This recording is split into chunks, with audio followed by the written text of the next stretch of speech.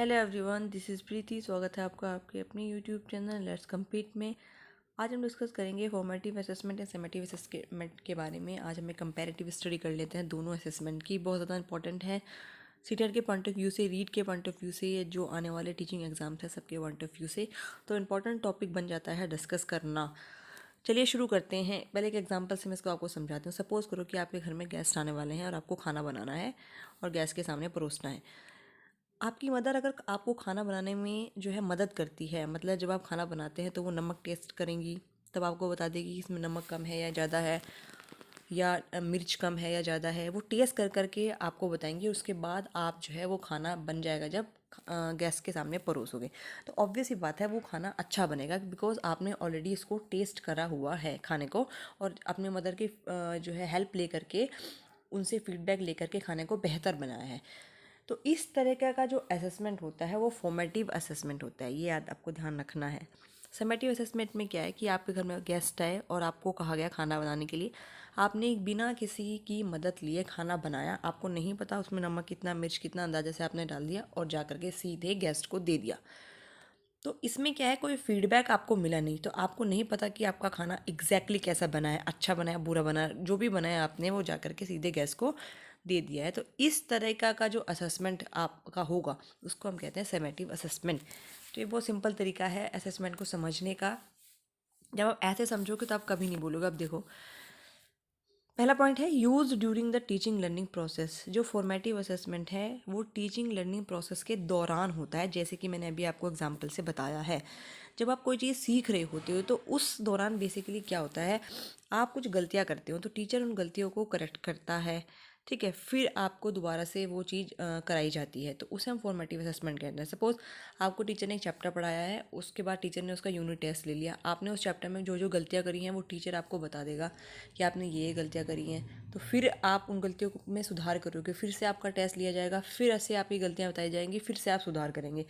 तो इस तरीके का जो प्रोसेस होता है जो टीचिंग लर्निंग के दौरान चलता है उसको हम कहते हैं फॉर्मेटिव असेसमेंट। ठीक है, समेटिव असेसमेंट क्या आता है कि आफ्टर द कोर्स कंप्लीशन, एक बुक है, आपका सिलेबस है इंग्लिश का, आपको कवर करवा दिया गया है, पूरा सिलेबस हमने आप बच्चे को पढ़ा दिया। उसके बाद कहा भाई आप हमको टेस्ट दे दो। बीच में हमने कोई बच्चे का टेस्ट नहीं लिया है, उसका हमें कोई फीडबैक नहीं मिला है कि कैसा सीख रहा है, वो सीख भी रहा है कि नहीं सीख रहा है। बस अब हमारा काम था पढ़ाना, हमने पढ़ा दिया। उसके बाद एक फाइनल पेपर हम ले लेते हैं।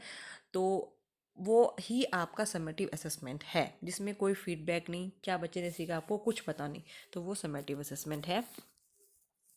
नेक्स्ट पॉइंट है इट इम्प्रूव स्टूडेंट लर्निंग। देखिए, फॉर्मेटिव असेसमेंट हमेशा अच्छा होता है समेटिव के मुकाबले, ये आपको ध्यान रखना है। इट इम्प्रूव स्टूडेंट लर्निंग, ये स्टूडेंट की लर्निंग को जो है इम्प्रूव करता है। क्यों इम्प्रूव करता है? क्योंकि इसमें बार बार बच्चे से फीडबैक लिया जाता है। तो आप बच्चों को उसकी गलतियाँ बताते हैं तो ऑब्वियस सी बात है वो बेहतर सीख पाएगा और उसकी लर्निंग इम्प्रूव होगी।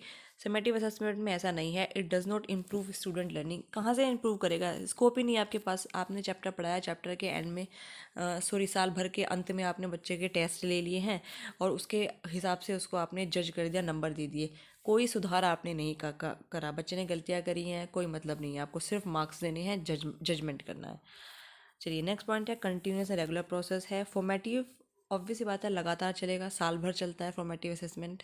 कंटिन्यूस प्रोसेस है, रेगुलर प्रोसेस है, मतलब छोटे छोटे अंतराल के बाद आपको फॉर्मेटिव असेसमेंट करना होता है। जबकि समेटिव असेसमेंट कंटिन्यूस नहीं है, ये लगातार नहीं चलता, ना ही ये रेगुलर प्रोसेस है। ठीक है, आपने साल भर के अंत में पेपर ले लिया, या फिर आपके जो मिड टर्म होते हैं 6 6 महीने के बाद, उसके बाद आपने पेपर ले लिया, तो इसमें एक रेगुलरिटी नहीं होती है असेसमेंट में। डायग्नोस्टिक नेचर है, मोस्ट इंपॉर्टेंट है। फॉर्मेटिव पूछा जाता है कि फॉर्मेटिव असेसमेंट किस तरह का होता है, तो डायग्नोस्टिक होता है। मैंने अभी आपको बताया। बिकॉज इसमें क्या करते हो, आप बच्चों की कमियों का पता लगाते हो, छोटे छोटे चैप्टर्स पढ़ाते हो, पहले छोटे छोटे पोर्शंस में पढ़ाते हैं, उसके बाद उसका टेस्ट लिए जाते हैं। तो बच्चों की जो जो गलतियाँ हैं वो हमें पता चल जाती हैं। तो हम उन गलतियों को डायग्नोज करेंगे, डायग्नोज के हिसाब से फिर हम उसको रेमेडियल टीचिंग देते हैं। तो डायग्नोस्टिक नेचर का होता है फॉर्मेटिव असेसमेंट, जबकि जजमेंटल होता है समेटिव असेसमेंट। मोस्ट इंपॉर्टेंट है, ये आपको ध्यान रखना है। समेटिव असेसमेंट कैसा होता है? वो होता है जजमेंटल। जजमेंटल क्यों होता है? बिकॉज देखो, साल भर के अंत में आपने बच्चे को जो भी पढ़ाया है उसका पेपर आपने लिया, एक ही बार आप पेपर लोगे, बीच में कोई पेपर नहीं लोगे। तो उसमें जितने भी बच्चे ने नंबर लेके बच्चा आ गया, जितना भी उसने स्कोर करा, उसी के हिसाब से बच्चे को आप क्या करेंगे, जज करेंगे। उसके मार्क्स के बेसिस पे, ठीक है। कोई निदान नहीं होएगा बच्चों का, आपको बच्चों की कमियों से कोई मतलब नहीं है, सिर्फ उसको नंबर देने हैं और जज करना है। तो ये जजमेंटल होता है समेटिव असेसमेंट, ये आपको ध्यान रखना है। और ये डायग्नोस्टिक होता है। फॉर्मेटिव में क्या है, limited content area is covered. Formative assessment में कंटेंट एरिया छोटा ही कवर किया जाता है, जबकि समेटिव में whole content area is cover. देखिए इसमें बेसिकली क्या है, फॉर्मेटिव में छोटे छोटे चैप्टर्स पढ़ा करके आप टेस्ट लेते हो। मैंने आपने 1 यूनिट पढ़ा ली, फिर आपने टेस्ट ले लिया है, 2 यूनिट पढ़ा ली, फिर आपने टेस्ट ले लिया। तो जो कंटेंट का एरिया है वो लिमिटेड होता है। जबकि जब आप समेटिव असेसमेंट की बात करते हो तो उसमें आपने पूरी की पूरी बुक पढ़ा डाली और उसके बाद आपने लास्ट में बोला भाई अब इस पूरी बुक का मैं टेस्ट लेऊंगी। तो वो एक समेटिव असेसमेंट है, हमने लार्ज कंटेंट एरिया को कवर करा है, ठीक है। एग्जाम्पल उसके कुछ देख लीजिए।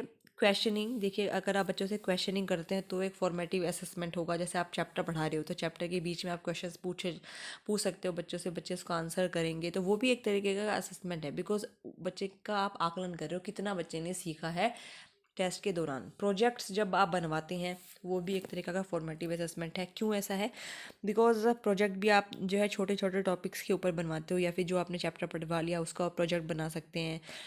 तो उस प्रोजेक्ट को भी टीचर जो है समय समय पर चेक करते रहते हैं, तो वो भी फॉर्मेटिव असेसमेंट है। यूनिट टेस्ट मैंने ऑलरेडी आपको बताया है, चैप्टर पढ़ाओ यूनिट टेस्ट ले लो हर यूनिट का, वो भी एक फॉर्मेटिव असेसमेंट है। प्रेजेंटेशन है, क्विजेज है, ये सब फॉर्मेटिव असेसमेंट के अंदर आते हैं। जबकि समेटिव असेसमेंट में आपका आता है फाइनल एग्जाम्स, ये आपको ध्यान रखना है। साल के एंड में जब आप पूरा कंटेंट पढ़ाने के बाद जो पेपर लेते हैं जो कि जजमेंटल नेचर का होता है, जिसमें सिर्फ बच्चों को नंबर देने हैं, कोई गलतियाँ नहीं सुधारनी, तो वो समेटिव असेसमेंट है। मिड टर्म एग्ज़ाम्स जो होते हैं और बच्चों के जो 6 6 महीने बाद लिए जाते हैं, वो भी एक तरीके का समेटिव असेसमेंट ही है। तो ये कुछ बेसिक डिफरेंस था फॉर्मेटिव एंड समेटिव असेसमेंट में। इंपॉर्टेंट टॉपिक बन जाता था ये डिस्कस करने के लिए, बहुत ज़्यादा इंपॉर्टेंट है सारे एग्जाम के पॉइंट ऑफ व्यू से। अगर आपको वीडियो पसंद आती है तो प्लीज़ वीडियो को लाइक शेयर ज़रूर करें, कमेंट करना ना भूलें, और चैनल पर नए हैं तो चैनल को सब्सक्राइब करें। जल्दी मिलते हैं अगली वीडियो, तब तक के लिए बाय बाय।